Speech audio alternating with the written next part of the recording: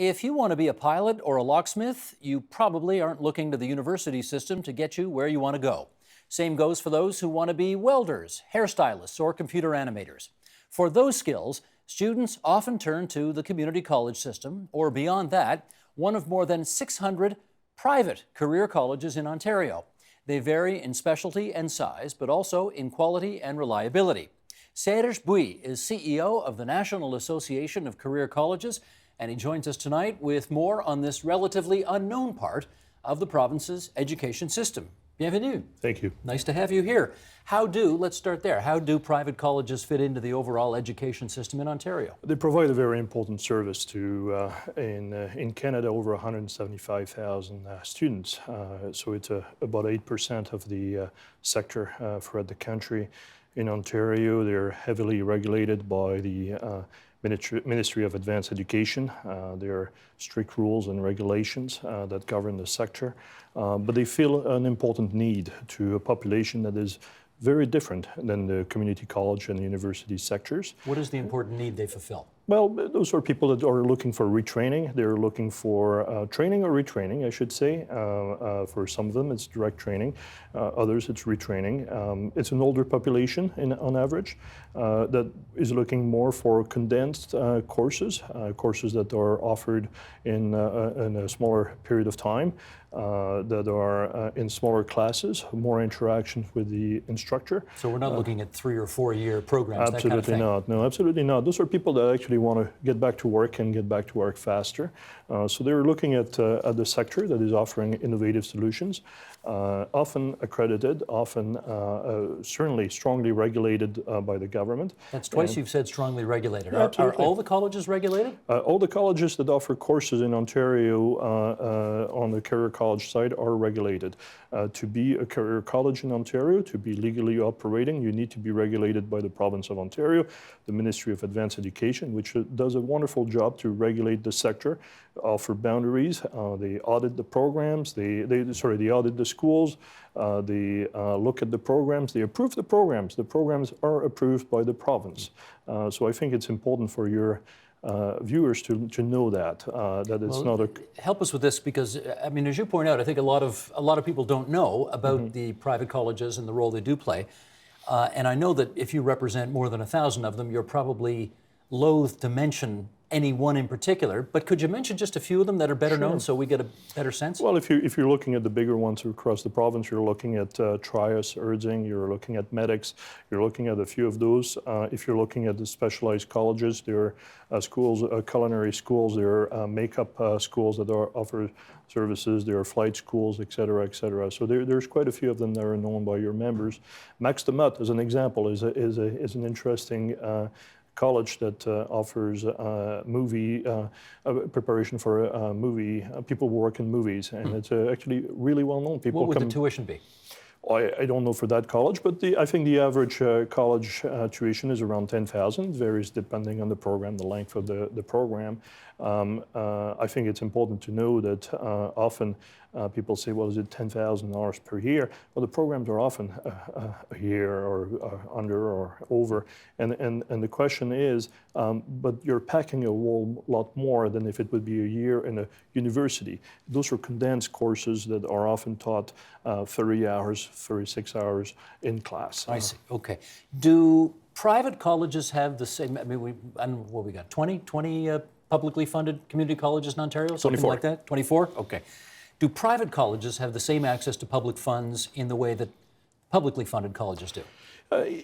Arguably, yes, they do, and I think the province of Ontario has done a good job to support both sectors in terms of access to grants and funding. I think some things could be improved, certainly, but in general, I think most of the colleges do have access. So if, for example, you wanted to go to Centennial College or Seneca or Humber or whatever, you could go to the province of Ontario and say, help me out with tuition, please give me an OSAP grant. Absolutely. Or an OSAP loan. Absolutely. They have that option for yours as well? Yeah. Okay.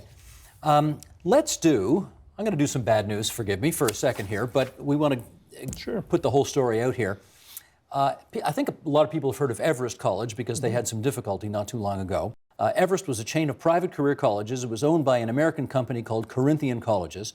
In Ontario, they did have a presence. They had 14 campuses, 2,400 students. It's almost 2 years ago that the Ontario government announced it was suspending all campus activities. A couple days later, the company filed for Canadian bankruptcy protection. In the U.S., the company had been facing allegations that it was falsifying job data. How do we, I mean, look, there's anomalies in everything, right? Yes. So how do you make sure that situations like Everest College don't repeat? Yeah. Well, let's look at Everest College and what exactly happened. You're correct. There were issues with the U.S. Parent company. The Obama administration took steps to deal with that issue. That had a ripple effect in Ontario. But what happened in Ontario? The government took action, which is what we want them to do in cases like that. The students were told that they could either retrain in another college, and most other career colleges were more than happy to retrain them, or could get back their money through a fund that the province of Ontario has created that is mainly funded by the career colleges themselves. So on that front, it worked. The system worked. Students basically got protected. There is student protection. There's a great student protection. You know what? Those are businesses or not-profit organization. When a community college has a shortfall in money, in budget, they go back to the province for more money. In a career college setting, that's not feasible, right? There's no taxpayers willing to write a check for deficits. So they make it or they don't. And we have colleges that have been around for over 150 years.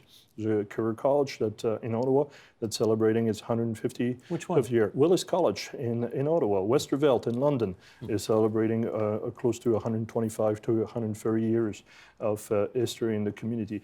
Those are great stories as well. So we have bad stories, and the good news is that the system works. There is a lawsuit affecting international students. So international students sued and won in court twice. But that's not against a career college. That's against a community college, George Brown in Toronto. And those things don't have the same media played and they do against career colleges. Do you feel somewhat competitive with the community college, the publicly funded community college system? Well, we think that they're starting to compete more and more against us. We have a certain niche, I think, and I think it is clear to us that community colleges are facing issues in terms of funding from the provincial governments, and there are concerns in terms of their funding, and we saw recent articles stating that. Just to fill that out, I think it was PwC that put out a report saying that if the funding doesn't go up, there's going to be massive deficits in the years ahead. They did exactly that at the same time. Then college president asked for raises of about 20% for their 10 to 20% of their salaries. And let's look at this. Community college presidents, the average salary in 2015 was around $300,000. What was it for private colleges? Oh, certainly not that amount. It's private corporations. I can tell you that 95% of the owners of my schools would be more than happy to make that salary per year. They don't. The highest is around $430,000 in a community college setting, and the average is $300,000. And they're asking for much more money, which the minister basically politely told them to go to where. And we think that's a great thing, by the way. Okay. Do you think there are, I guess, what would be described as reputational issues around private colleges? Every time there's an Everest in the headlines, it's not just Everest that takes a shot, right? It's the whole sector that tends to take a hit. Absolutely. Do you think that's a problem? I think there are in Canada two sacred cows. It's education and healthcare. And as soon as you talk about private healthcare or private education, some people have their backs up the wall and start screaming. The fact of the matter is our sector has existed since the early 1800s, if not the late 1700s. Our association has existed since 1896. We're not new. We're going to be here in the next 20 years, and we'll be here in the next 200 years. Are there issues, reputational issues? Certainly, we're trying to change that. We're trying to By doing provide what? that. We're trying to provide the real stories. And the real story is that we have very competitive data on employment rate post-graduation. We have really good information that allows to show that our students are getting successes. And if you look at the post-graduation, the employment rate post-graduation. I happen to have it right here in my hot little hands. And Steve will probably differ on the numbers. Okay, well, these are from the ministry. Yep. These numbers are from the Ontario Ministry of Advanced Education and Skills. Admittedly, they're a few years old at this point, but let's put them up anyway and see. Of the public community colleges in the province of Ontario, they have a graduation rate just south of 65% and an employment rate of just north of 80%. In the private colleges, which you are here representing, a graduate rate much higher than the community college system at 77%, but an employment rate much lower than the community college system at just over 70%. How do you see those numbers stacking up? Well, that's a great number that we need to discuss. What is the end result? The end result is that when a student comes in, if he goes in a community college setting, he has 55.6% chance to graduate and receive employment. When he or she goes to a regulated career college, that number becomes 55%.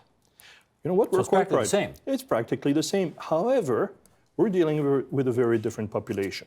We're dealing with an older population who's often faced with barriers to employment, who's dealing with different issues. We're dealing with people as well who have family responsibilities. We're dealing with a very different population. So you think your 55% is actually more impressive than their 55.5%? That would be my position, indeed. That's your position.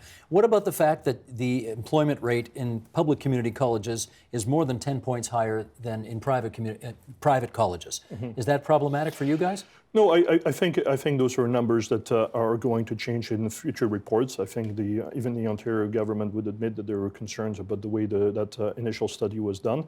I think that I'll be happy to come back in a year and look at the next numbers that they're getting, which is a little bit more of a tightened process on that. I'm confident about our numbers. If, however, your chances of getting employed, and I presume they do this sort of, I'm not 100% sure on this, but I think the way they figure out the employment rate is they look 6 months after graduation, and if you have something in your field of study after 6 months, you are considered, a check mark. You check the box that way. This is not in the field of study. And this is an interesting... This is just at all. This is at all, and this is interesting. We have our employment rate in the field of study. That number is also published by the province. However, the province doesn't publish the employment in the field of study for either the universities or the community colleges. So, I think it would be great to get that number for the public colleges and the community. Well, we're paying. And what I'm telling you is, if a student goes to a career college, he has 55% chance to graduate and get a job, while at a community college, he has a 55.6% chance. The difference as well is that if he goes to a career college, he will finish much earlier, get a job hopefully earlier, and then pay for expenses and everything else. Do you think the province of Ontario treats private colleges differently than community public colleges? Well, in some aspects, we think that there are certain issues for sure. I'll just give you the example of the reporting on outcomes, right? We're proud of our outcomes, and I will defend them anywhere, right? I'd like to have the same outcomes published for the community colleges. I also would like to know the cost. When we talk about 55% and 55.6%, there is no cost to the province to pay for the administration. They don't pay a $300,000 salary for our college presidents. The only thing that their only cost would be the grant that they provide to the students. Otherwise, it's just. But on the other hand, if your colleges make a profit, you keep that money. You don't return it to the province of Ontario. Absolutely. We pay taxes. We employ people, and that doesn't cost anyone anything. We pay people that work here. We have over 32,000 employees over the whole country. So we create employment. I'll give you an idea where there are issues. We have international students, and they come to Canada, and they benefit all Canadians by spending their money here and by living here, etc. If they go to a community college, once they're done their studies, the government allows them to have what we call the postgraduate work permit. And the postgraduate work permit allows them to practice for a certain limited amount of time what they've learned in the college or university setting. If they go to a regulated career college, they don't have that chance, and they have to go back. Oh, absolutely. It's often the same programs, regulated as well. You know, if you have two programs accredited, as an example, the paralegal program, accredited by the Law Society of Upper Canada, you can take it at a community college level, you can take it at a career college level. If you go to one of those programs, what's the difference? What's the difference? The only difference is the ownership structure, and we think that's wrong. Understood. Well, we know a lot more about the private college system 15 minutes later than we did 15 minutes ago. So, Serge, we thank you for coming in and helping us understand it better. And I appreciate the opportunity. Thank you, Steve. Not at all. Enchanté. Merci. Help TVO create a better world through the power of learning. Visit TVO.org and make a tax-deductible donation today.